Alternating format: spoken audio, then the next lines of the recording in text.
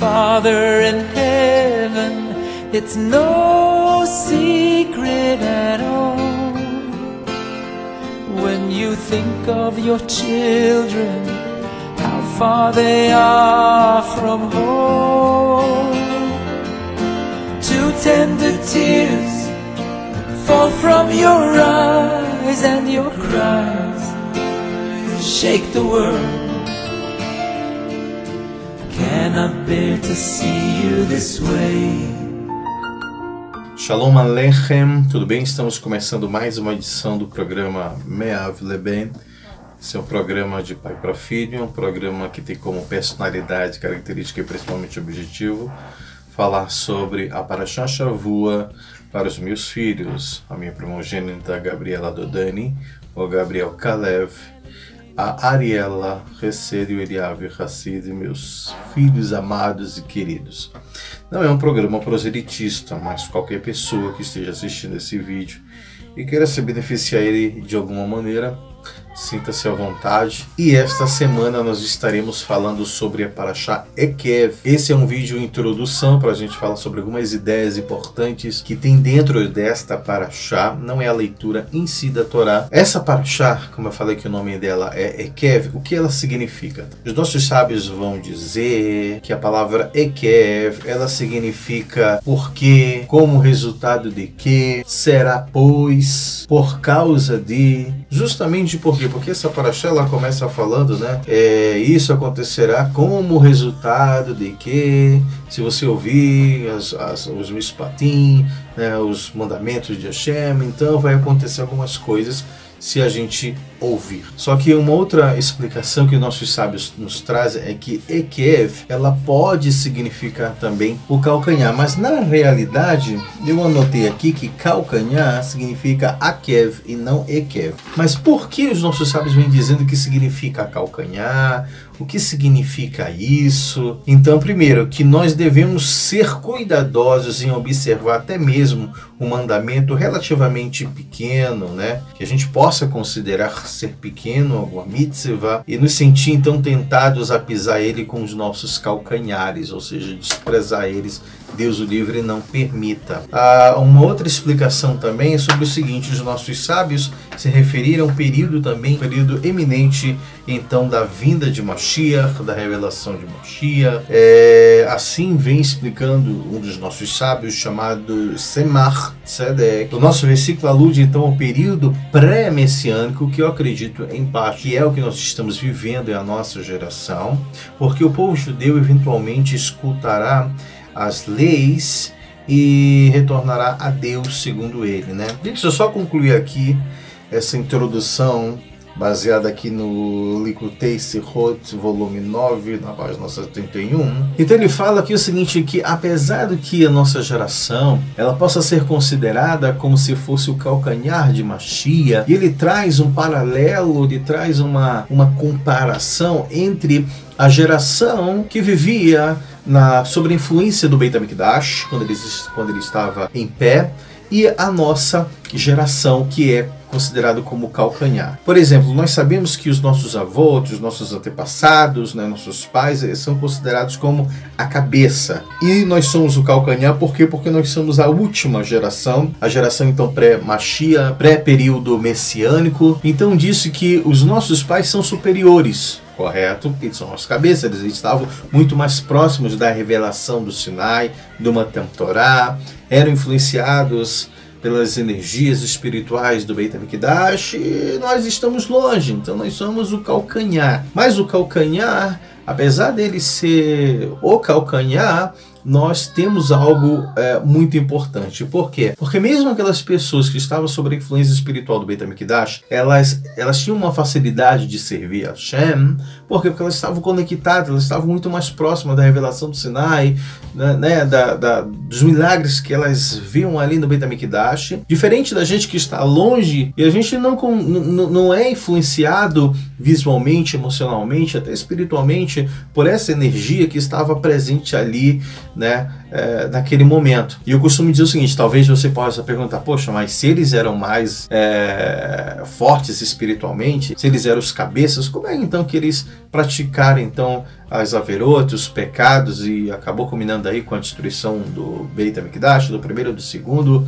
Como é que fica isso, né? O povo acabou de receber o Matan Torah, a revelação do Sinai, e logo depois, a gente vai ver na nossa paraxá aqui, fizeram então o Egel de ouro, o Zahav, o bezerro de ouro. Como é que pode isso? Olha, eu aprendi, meus filhos, a gente julgar o nosso povo, o Bnei Israel, de uma maneira favorável, sempre dando mérito da dúvida. Eu costumo pensar, uma opinião pessoal minha, eu costumo pensar o seguinte, da mesma forma que essas pessoas elas tinham essa energia muito grande, que eram influenciadas pela revelação do Sinai, pelo Beit HaMikdash, também a outra força, a outra força, a má inclinação, ela era muito mais forte também. Ela era muito mais forte, então não é tão fácil. Eu já ouvi alguns sábios dizendo sobre o seguinte, é muito fácil nós, na nossa geração, falarmos, olha porque Moshe pecou, olha como Miriam pecou, como é que eles fizeram isso?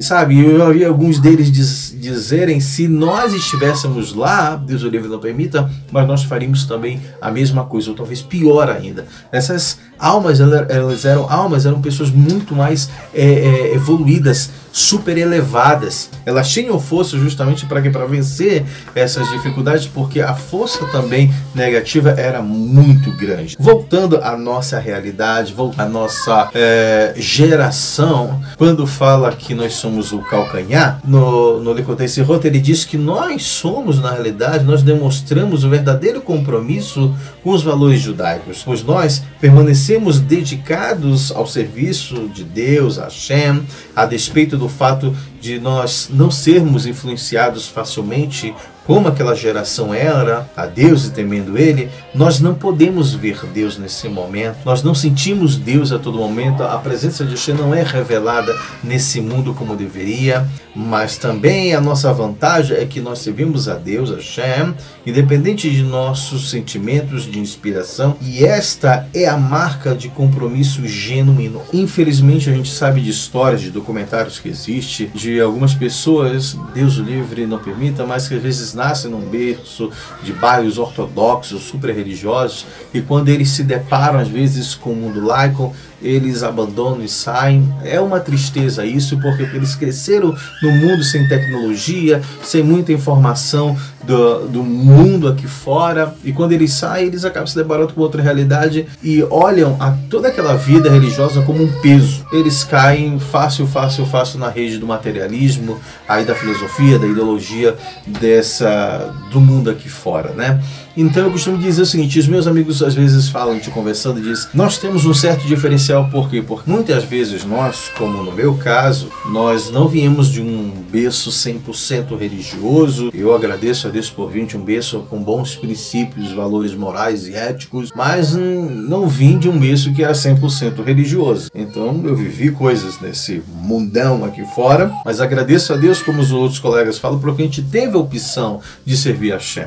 Nós vivemos algumas coisas aqui fora agradáveis e outras não tão agradáveis, mas nós optamos em servir a Hashem desta maneira. Então o calcanhar, ele vem trazendo também essa força. Existe uma coisa que a nossa geração tem, que nós temos, que a outra geração também não teve. É que a gente não teve essa facilidade. Tudo à nossa volta contribui para que a gente, entre aspas, não sigamos uma vida 100% religiosa. E aquelas pessoas que conseguem viver, Baruch Hashem, eu acho que é um privilegiado. Olha quanta coisa legal essa paraxá vem trazendo só de início. A gente vai ler ela, mas eu quero deixar alguns tópicos importantes aqui que ela traz, uns ensinamentos para o nosso dia a dia.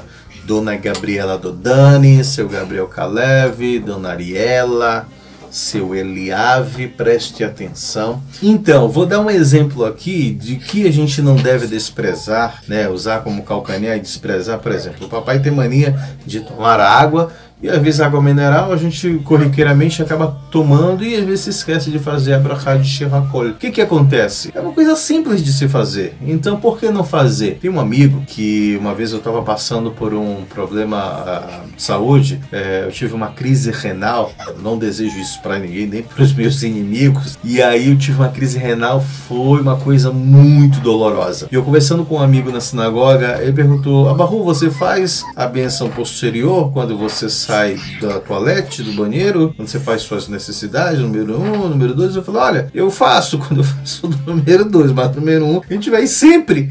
Às vezes na correria eu não faço. Ele falou: então faça que você vai ver que as coisas vão melhorar. Olha, eu comecei a fazer todas as vezes que a gente ia na toalete, fazia o número 1, que era mais corriqueiro, eu sempre fiz e comecei a fazer, e eu digo para vocês que sumiu a crise renal. Faz tempo e graças a Deus espero que ela nem volte mais, que ela tenha se esquecido de mim. Então olha que coisa bacana que a gente aprende. São coisas simples que às vezes a gente não esquece de fazer. Então a gente não pode desprezar. Por quê? Porque a Parashá vem falando justamente o seguinte, que uma haverá, sempre ele gera uma outra haverá. Assim como o Perkei Avot, a ética dos pais, nos disse que uma mitzvah gera sempre uma outra mitzvah, uma haverá sempre pode aproximar uma outra haverá, ou seja, um pecado aproxima um outro pecado. Então, de repente, você faz uma coisinha pequenininha, isso daí vai acabar puxando para um outro, para um outro, para o outro, e Deus o livre não permita, você, quando pode ver, já pode estar no fundo do poço. Isso não é bacana. A gente tem que tomar cuidado. Eu falei em alguns outros vídeos anteriores, se não me engano, para achar Va'et Hanan, que basta um pequeno descuido, uma negligência, para que a sua vida de judaísmo ela comece a não ir tão bem. Então, a gente não pode desprezar essas pequenas coisas. A gente já sabe também, né? A Ariela, eu já falei para a Ariela isso, às vezes pequenas atitudes, pequenos atos, eles mudam a história da humanidade. Quero compartilhar com vocês sobre essa questão que eu estou falando, sobre que pequenos atos, eles podem mudar algo, né? E eles podem ter um impacto muito grande na nossa vida, seja material como espiritual. Eu estava vendo um shiur, né, sobre Kabbalah, sobre Zohar, né, do Rabino Roni. Eu até posso falar o nome dele aqui, do canal Contrastes, onde eu sempre assisto, aprendo muita coisa legal. E ele estava falando justamente sobre uma história de como os pequenos atos, eles podem tem um impacto muito grande nos reinos espirituais, na nossa vida espiritual. Ele estava contando que, na realidade, tinha duas amigas, judias, lógico, que elas fizeram um acordo entre elas, um pacto, que aquela que primeira que morresse, ela iria voltar, iria relatar para ela como é que era lá do outro lado, né? Depois da vida após a vida, né? Eu não digo a vida após a morte, porque dessa visão não existe morte, a gente apenas continua. Então, ele estava falando sobre o seguinte, que quando uma das amigas morreu, uma delas, essa que morreu, voltou para ela para contar como é que era lá depois que a pessoa morre. E ela disse: olha, não foi me autorizado a contar para você como é que é lá do outro lado, porém eu posso te dizer uma única coisa. Você sabe quando eu estava viva e quando a gente trabalhava para buscar tzedakah, para ajudar o órfão, a viúva, necessitado, a moça em casamento, ela tinha um trabalho de ganhar fundos? Ela disse: sim, me lembro. Pois você lembra daquela vez que eu e você estávamos andando na rua e a gente foi atrás do seu Moshe, ele que era um grande empresário, e a gente foi atrás dele porque a gente estava querendo arrecadar fundos para um casamento de uma noiva que não tinha condições? Sim, me lembro. Pois você lembra que ele estava na rua e a gente chamou ele, e eu levantei a mão e disse: seu Moshe, e ele virou, olhou, e aí ele veio, a gente conversou e Baruch Hashem não acabou dando certo. Ela disse: pois você lembra que foi eu que levantei a mão e chamei ele? Pois é, eu quero te dizer que eu ganhei um mérito muito grande, uma recompensa muito grande, só pelo fato de eu ter levantado a mão. Nós duas, você tem um mérito muito grande, você vai ter um presente muito grande quando chegar aqui, mas o meu presente foi maior e vai ser maior do que o seu, só pelo fato de eu ter levantado a mão. Então, olha só, diz também algumas outras histórias que, participando também de um outro shiur, se eu não me engano foi com Rav Brand, e ele falou que uma vez, quando uma pessoa entrou no mundo das almas, etc., veio a família toda, veio outras pessoas diferentes que ele não sabia para receber a alma dele.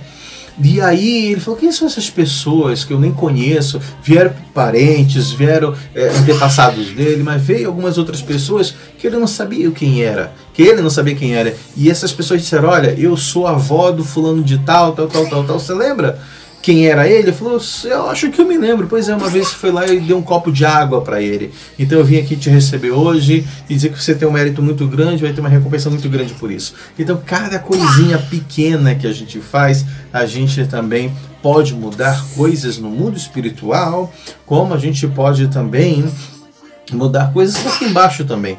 Um exemplo é a história da filha, se não me engano, do Rabi Akiva, né? Que acho que foi esse que contou a história que ela é uma moça muito bonita e bonita, desculpa, eu falo bonita, com bonita, que é o sotaque paraense, mas é bonita.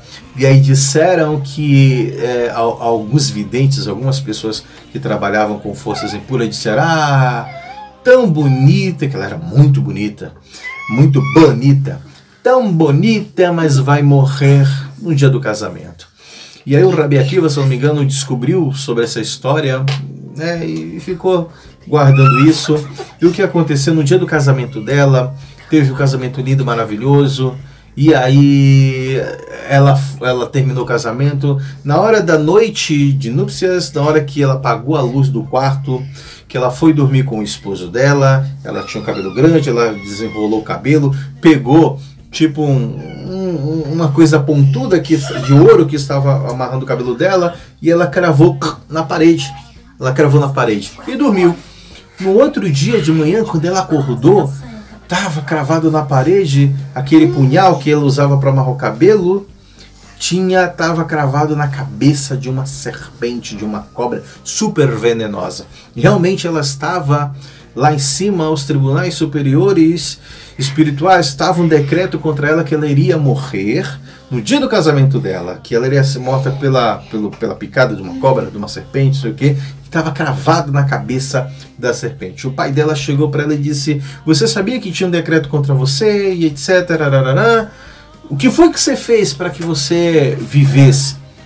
Você fez alguma coisa diferente? Ela disse, não me lembro, nada demais. Eu me lembro que tinha ontem à noite no meu casamento, tinha uma pessoa farrapilha, um mendigo, uma pessoa muito humilde. Eu parei tudo, sem ninguém ver, fui lá, preparei um prato de comida, levei para ele e dei para ele. E aí o pai dela disse, uau, foi justamente isso então que te salvou. A tzedakah, ela salva vidas. Ela fez uma tzedakah, uma justiça, e deu para o homem. Se bem que também tem outro ensinamento que fala que o Gemilut Hassidim é superior a tzedakah. Então com isso nós podemos aprender também que pequenos atos nós podemos trazer Mashiach, e que seja breve em nossos dias, agora, já, porque depende da gente. O Rebbe de Lubavitch disse uma vez, eu já fiz tudo o que tinha para fazer, agora cabe a vocês trazer Mashiach. Uma outra coisa muito interessante que a gente pode aprender aqui, o Rashi fala sobre o seguinte, que quem recebe na realidade o mérito de uma mitzvah? A pessoa que fez a mitzvah ou aquela pessoa que preparou a mitzvah? Então é uma coisa muito interessante. Os nossos cabalistas, alguns amigos dizem, até eu vi, se não me engano, o Yair Alon falando sobre isso, se uma pessoa ela prepara uma mitzvah, vamos supor, eu preparei as velas, né, para minha esposa acender. Mas eu preparei tudo, mas foi ela que acendeu, quem vai receber o mérito da mitzvah é ela que vai receber, não fui eu, tá bom? Se eu preparei, na hora eu fui acender, e na última hora eu não acendi, e ela foi lá e acendeu, quem vai receber o mérito é ela, ou seja, quem tem mais mérito é aquele que conclui a mitzvah do que aquele que prepara, que tenta fazer a mitzvah, ou seja, mostrando que a ação ela é muito mais superior do que o pensamento, do que você ficar no mundo das ideias. Por isso que o judaísmo é ação, o mais importante é você fazer o aqui e agora. E aí uma outra coisa interessante também dessa paraxá que a gente vê, é lá que está escrito no profeta Miqueias 6:8, e também está escrito no Deuteronômio, quase um parafraseando o outro, 10, 12, né, Deuteronômio, que ele fala, o Zevarim, que ele fala justamente sobre o seguinte: o que Deus espera da gente? O que a Hashem quer de nós?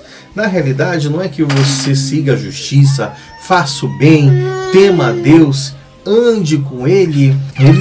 Essas duas passagens vêm resumindo praticamente o que Deus espera da gente. É apenas que você ande em caridade, em justiça, tema a Deus, ande com Ele. A Parashá vem trazendo uma outra mensagem, que a gente não se torna uma pessoa boa aos olhos de Deus dando coisas para Deus.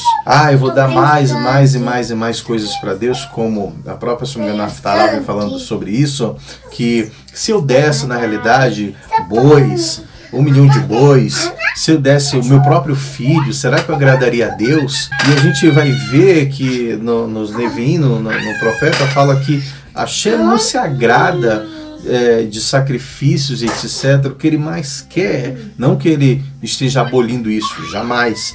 Mas o que mais agrada a Deus é o que? É a obediência, é você obedecer a Ele do que você sacrificar muita coisa. Então não adianta, por mais que você tenha condições financeiras, você seja muito rico, da Hashem não se compra. Não existe a pagar dízimo por aproximação. A Hashem jamais vai se comprar, e não é porque você tem muito dinheiro, não é porque você tem grandes condições, que você faz muita coisa, que você vai estar bem na foto com a Hashem. Não é bem por aí. Okay? O que ele mais quer é que você cumpra a vontade dele do que tentar comprar a Hashem. Jamais. Uma outra coisa muito bacana que tem nesta Parashá, é justamente a prova de que não existe a lei da substituição. Infelizmente, dentro de outras religiões, com todo respeito, não vou citar nomes, mas existe uma crença da lei da substituição, que Deus deixou Israel, Deus abandonou o povo de Israel, por isso que eles estão na diáspora, Deus o livre não permita, e agora Deus criou um novo povo para ele, alguém que ele se revelou e criou uma nova religião, um novo povo, um Israel espiritual. Gente, isso não existe. Meus filhos, isso não existe. Isso daí é conversa para boi dormir, tá bom? Então, papai, me prove isso. Então, vou falar para vocês, tá aqui, não existe a lei da substituição. Nem Moshe Rabbeinu, nosso mestre Moshe, ele não aceitou isso quando Hashem falou para ele: olha, aparta desse povo, eu vou destruir eles inteiro. O povo, eu vou fazer um povo maior, mais forte e bem melhor através de você, Moshe. Moshe o quê?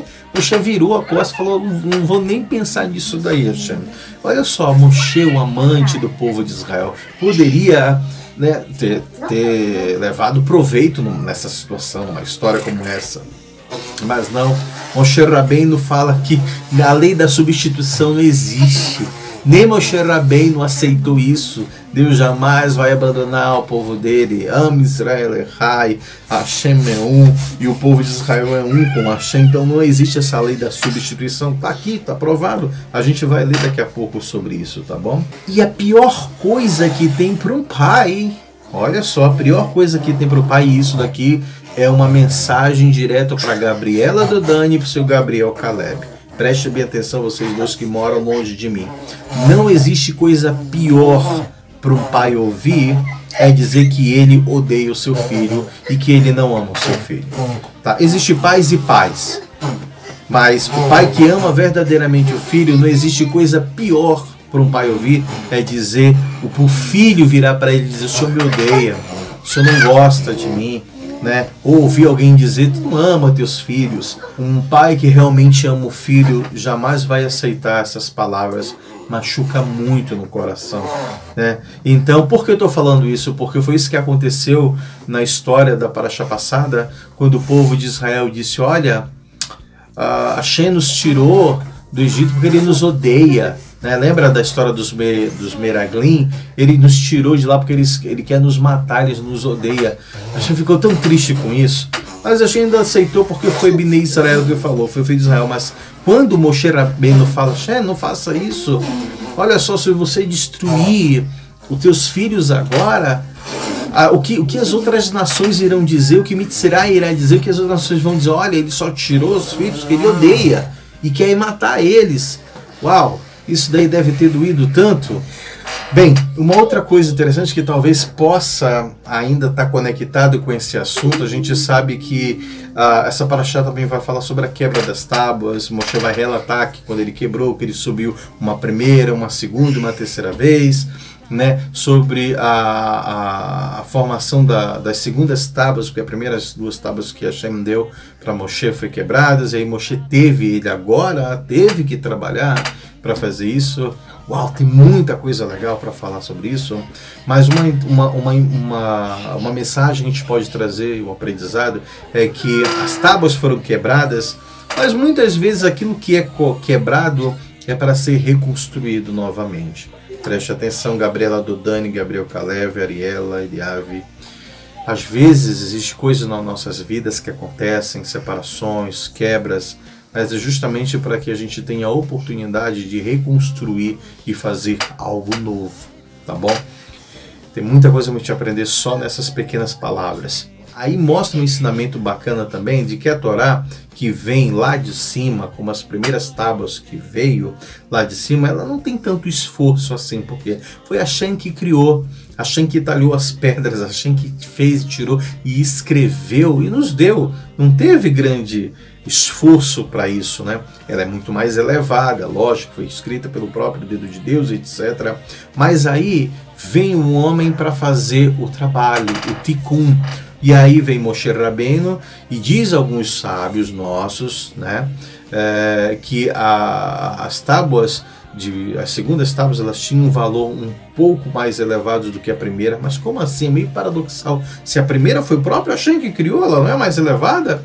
E aí vem Moshe e faz, por quê? Porque teve a mão do homem. Uma coisa, quando é recebido de graça, às vezes não tem tanto valor, a gente não dá tanto valor por aquelas coisas que a gente batalhou, que a gente suou, que a gente chorou para ter. Quer dizer, a gente valoriza muito mais, né? Então, as segundas tábuas, elas tiveram as 2 pedras, blocos de pedra, melhor dizendo, né? Eles tiveram justamente um esforço maior, um esforço de baixo para cima, em vez das primeiras que foram de cima para baixo. Então, nós temos também aqui, diz alguns dos nossos sábios, que as primeiras pedras que foram escritas, elas representavam então a Torá escrita, e a segunda, a Torá Shebe'al-Peh, porque Moshe teve que subir e trouxe também a interpretação de todas as mitzvot, né, Hukim, Shpatim, etc. Outra coisa interessante nesta paraxá que vem falar justamente sobre o que? Vem falar sobre a idolatria na terra de Israel. Lembra que eu falei em outras parashiot que a terra é tão sagrada? Se você entrar na terra e não fazer aquilo que Hashem quer, não seguir a Torá, a terra vai te vomitar, como ela vomitou os outros povos que estavam lá. E tem um ensinamento que eu vi em um shiur, agora eu não vou saber o nome dos rabinos, mas foi perguntado por que será, através dessa paraxá, que Hashem permitiu que o povo estivesse na diáspora.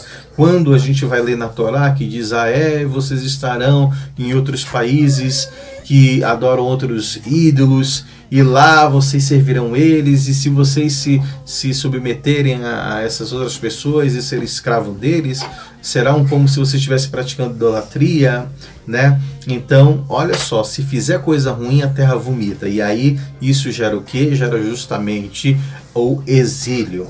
Então, vocês irão para a terra dos idólatras. E eu ouvi os rabinos dizendo que é como se fosse uma pessoa que fez algo de errado. Você está aqui na terra, a terra não é para ter idolatria. Tanto é que eu expulsei as pessoas que moravam aqui por causa da idolatria. E vocês têm que morar aqui, não pode fazer a mesma coisa do que eles fizeram, senão a terra vai vomitar vocês também. Então, sim, e aí o que é que acontece? Por que então Hashem permitiu tudo isso acontecer? Então é como se fosse o seguinte, você quer fazer idolatria? Você quer praticar isso mesmo? Então tá bom, então você vai para lá, você vai morar em outros lugares onde tem idolatria e você vai ver como é que é realmente. Então Hashem fez o povo de Israel sair para a diáspora e morar em outros países aonde tinha idolatria para eles verem a fundo como é que era. Tá vendo? Isso aí não compensa. olha onde vocês estão. E eu vou contar uma história, Ariela. Uma história simples, mas que vocês vão entender. O Eliav está aqui e ele dá muito trabalho. Ele vale por 5, não adianta corrigir, dar uns beliscões, dar umas chineladas, não adianta, porque ele está muito agitado. Mas eu vou contar uma história. Vou te contar uma história. Quando eu era criança, da idade do Eliav, eu devia ter uns 3 anos. Ou 4. Não, eu acho que eram uns 3, 4, 5, mas eu acho que eram uns 3 anos. Eu morava no estado do Pará, em Belém do Pará, com a minha mãe, num conjunto chamado Valparaíso. Preste atenção nessa história do papai, quando era criança. A minha mãe, ela queria me dar um banho. Já era mais 18 horas. Lá fica, nessa hora já está mais ou menos escuro. 18, 18h30. E ela queria me dar banho. Eu acho que eu tinha brincado, tinha me sujado e eu não queria tomar banho. Aí ela pegou e falou, você vai tomar banho. Mas eu fiz uma pirraça. Pirraça é bater o pé, eu não vou tomar banho. Ela me colocou, aí não dava para dar banho no banheiro, ela me levou para fora da casa, que tinha uma área externa assim, e tentou me dar banho, tipo numa área de lavagem, né? Tipo de lavar roupa, assim. E aí eu bati o pé. Sabe quando a criança é pequena que ela quer enfrentar o pai e a mãe? Pois é. E eu comecei a bater, eu me lembro como se fosse hoje isso, eu tinha uns 3 anos. E eu bati o pé, falei, não quero, não sei o que, não vou fazer isso. E eu fui grosso com a minha mãe, com a dona Valdete.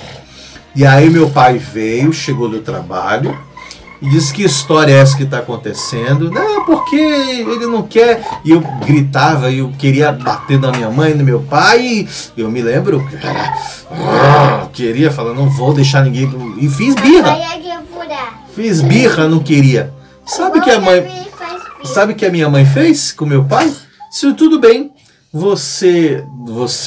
não sou, você não é minha mãe, você não é meu pai, eu não quero mais você. Ah, você não quer mais o papai e a mamãe?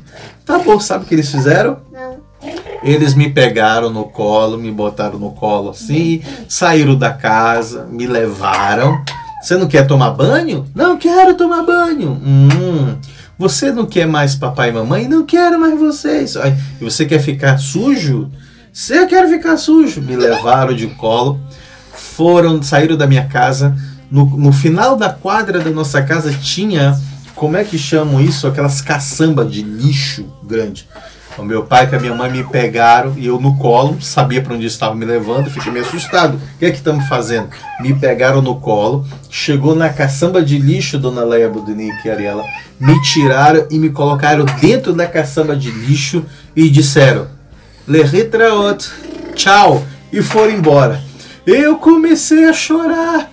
Eu vi o que você está fazendo comigo. Eu falo, você não gosta de tomar banho? Você falou que não gosta de lixo? Quem não gosta de ficar limpinho, gosta de lixo. Cascão, me deixaram dentro me deixaram dentro da caçamba de lixo. E foram embora. E mamãe, papai. E me deixaram dentro da caçamba de lixo.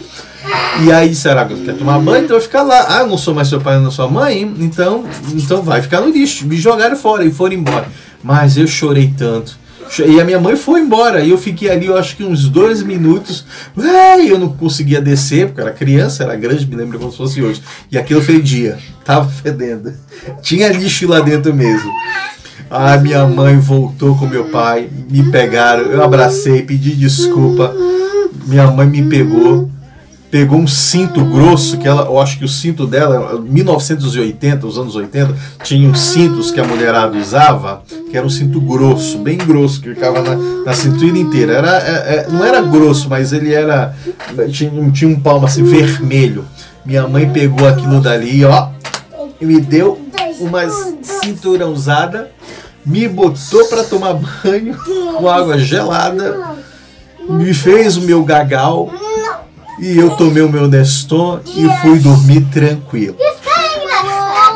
Nunca mais eu disse para minha mãe que eu queria ser jogado fora, que eu não ia tomar banho. Então eu acho que a história da terra de Israel foi mais ou menos isso. A gente disse, vocês querem fazer idolatria? Eu já falei que não pode. Então eu vou levar vocês para um lugar. Você não quer tomar banho? Você gosta de lixo? Então eu vou te botar no lixo para você ver se realmente é legal isso, né? Enfim, é uma comparação simplória, mas é uma história verídica que aconteceu comigo e traz muitos ensinamentos pra gente hoje. Então eu agradeço a minha mãe por ela ter feito isso um dia, porque me ensinou muita coisa. Obrigado, mami. E já finalizando, nós já estamos quase já finalizando. Outra coisa muito interessante nessas primeiras 4 aliot, primeira, segunda e terceira aliá, é lembrar que Hashem é Ele que nos dá e sustenta e nos dá força para adquirir tudo aquilo que a gente quer. Então, tudo que nós temos, tudo que nós somos, é Ele que dá. E a Parashá vem falando quando o povo de Israel, Israel, ele cresceu, ficou gordo, depois. Muitas vezes a gente acha... a gente muitas vezes acha que a nossa sabedoria que nos trouxe isso foi porque eu fiz uma faculdade, foi porque eu sou inteligente, ou porque eu trabalhei, o meu dinheiro. Nós não temos nada. Tudo que nós temos vem de Hashem. Então, o povo entrou em Eretz Canaã, a terra de Canaã, que depois chamou Eretz Israel, morou em casas onde eles não construíram, se alimentaram de plantações onde eles não plantaram. Olha quanto milagre Hashem fez para o povo, correto? E chegou um momento em que o povo ainda achou que era mérito deles, que não foi Hashem que tinha feito isso, né? Por isso que a Parashá vem falando também, lembra-te do Shabat. Por que eu tenho que me lembrar? Porque é no Shabat que a gente coroa... Que Hashem que coroou o dia para o descanso, que não deve trabalhar no Shabat, não deve ligar luz, não pode brincar com os brinquedos que ainda tem luz. Por isso, na realidade, que Hashem manda a gente lembrar do Shabat, lembra e guarda. Por que lembrar? Se Hashem mandou a gente lembrar, é porque possivelmente a gente poderia esquecer, Deus o livre não permita. Né? Se alguém pede para a gente lembrar, é porque alguém poderia esquecer.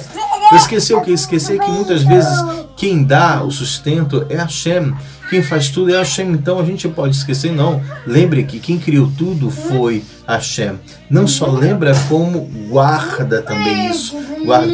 É interessante que existe um Midrash que eu ouvi dizendo que quando Hashem criou o homem no 6º dia, e logo em seguida veio o Shabat, diz que Adam Arishon, o Adão falou para Hashem, disse: o que você quer que eu faça para te ajudar? Ele disse: não precisa fazer nada. Ah, você quer que eu pinte um pouco mais das plantas? Não precisa. Ah, o senhor quer que eu ajude o boi a fazer? Não precisa. Eu não preciso fazer nada. Agora é Shabat. A única coisa que eu quero é justamente que você pare, contemple e reconheça quem é o Ribono Shel Olam, o rei do universo, o rei da criação, o rei do mundo inteiro. Apenas isso. Por isso que Hashem fez o homem no 6º dia e logo em seguida veio o Shabat. Você não precisa fazer nada agora, apenas contemplar, coroar e se encontrar consigo mesmo e reconhecer Hashem, porque tudo já foi feito para fazer. Uma outra coisa que mudou também é que eu acreditava que a criação era perfeita e era tudo criado. Realmente é perfeita, mas dentro de um pensamento. Deus fez tudo perfeito para fazermos, ou seja, Ele criou algo, né, perfeito para que a gente desse continuidade e completasse a obra da criação dele. E já quase finalizando mesmo, eu vejo quanto a Torá é atual. Existem algumas outras religiões que eles dizem que a nossa Torá se chama o Antigo Testamento, o Velho Testamento. Às vezes tem alguns desenhos que eu baixo para as crianças verem com temas religiosos. O Antigo, tudo errado, lógico que é errado, porque com todo respeito, mas por que errado? Porque não existe Antigo nem Velho. A Torá, ela é mais atual do que nunca. Nós podemos ver aqui, e uma prova disso é quando o próprio Moshe Rabbeinu fala: olha, muitas vezes a Torá vem trazendo o Hayom, para vocês que estão vivos hoje, preste atenção hoje. Quando Hashem fala hoje, ele não falou no passado, é agora, é todo dia. Então a Torá, ela é mais atual do que nunca. Ela é atual e atemporal. Ela pode ser vivida em qualquer lugar, em qualquer momento da vida, em qualquer clima, em qualquer estação. Por isso que ela foi dada no deserto, para mostrar que ela pode ser cumprida em qualquer lugar. Entendeu? Atemporal em qualquer lugar. Então a Torá, ela é a árvore da vida para aqueles que nela se apoiam. E uma outra coisa que a gente deve tomar muito cuidado, como eu estava falando, é com relação à embriaguez das riquezas e prazeres materiais, deixando de reconhecer que é Hashem, né, que faz tudo pela gente. É Ele. Você tem que tomar muito cuidado com isso, porque você acaba cometendo o que? Avodah zará. O que é Avodah zará? Idolatria. Porque quando você acredita que o remédio que você tomou foi graças ao remédio, poxa, se eu não tivesse tomado esse remédio, eu não teria me curado. Foi Hashem que deu para você. Foi Ele que curou, não foi o remédio. Puxa, ainda bem que eu consegui esse advogado. Se eu não tivesse esse advogado, eu não teria ganho a causa. Ainda bem... Papai estava dizendo um exemplo. Mas são exemplos, né? Ainda bem que eu consegui isso. Se não fosse isso, tudo é Hashem. Entendeu? Então, Ele que deu tudo. Então, quando você acha que alguma coisa aconteceu do acaso, isso é Avodah zará, porque tudo é Hashem. Ok? Então temos que muito cuidado com isso, ter muito cuidado, porque até quando você acha que eu consegui isso pelo meu esforço, foi eu que consegui, se não fosse eu, Avodah zará. Isso é idolatria. Tem dois níveis de pessoas aqui nessa paraxá que ela apresenta. Aquelas que se acham autossuficientes, que eu posso tudo. A Hashem diz, opa, baixa a tua bola, não é assim desse jeito. Não é bem por aí. Moshe vem trazendo isso pra gente. E aquelas que são pessimistas, não vai dar certo, não vou conseguir, não é assim. A gente fala, olha, calma, olha o que aconteceu com Mitzray, olha o que aconteceu com Sihon, Og, as coisas que eu fiz. Então, não seja pessimista, vai dar certo. A Hashem é que está no comando, porque pode ter certeza, se fosse você não daria certo. Mas como a Hashem que está no comando, então vai dar certo. E só para finalizar, existe uma curiosidade, dona Ariela, que você gosta muito de curiosidade. Moshe não subiu uma única vez no Har Sinai, né? E não foi uma única vez com Hashem, foram 3 vezes que ele subiu, né? Não foi uma única vez como aparece nos desenhos, nos filmes, está tudo errado. Mas a minha pessoa favorita dessas parassiotas é Moisés. Moshe era bem. Então olha só, foram 3 vezes que ele subiu. Eu tenho aqui uma colinha que eu vou mostrar para vocês. A primeira vez foi em dia 6 de Sivan, tá? Quando ele desceu 40 dias depois, que foi justamente 17 de Tammuz, quando houve então bezerro de ouro. Uau! Depois ele subiu novamente, né, para pedir então perdão aí, para pedir para Hashem não destruir, na realidade, as pessoas. E aí ele subiu no dia 18 de Tammuz, né, que foi na realidade um dia depois então do dia 17, que a gente sabe que dia 17 tem os jejuns também, de muitas coisas que não são tão legais que aconteceram. E aí ele rezou para que Hashem não destruísse o povo, e descendo então no dia 29 de Ave. E aí depois do dia 29 de Ave ele subiu então a 3ª vez, foi quando ele fez as segundas tábuas, levou para que Hashem escrevesse, passou 40 dias e ele desce então 40 dias depois em 10 de Tishrei, que era Yom Kippurim, o dia do Yom Kippur, né, que é o dia do perdão. Olha, isso é apenas a primeira, segunda e terceira aliot. Como introdução tem muita coisa legal que a gente pode aprender. Fica por aí, que eu volto depois trazendo a primeira, segunda e terceira aliá ou aliot. Shalom Aleichem, Lehitraot.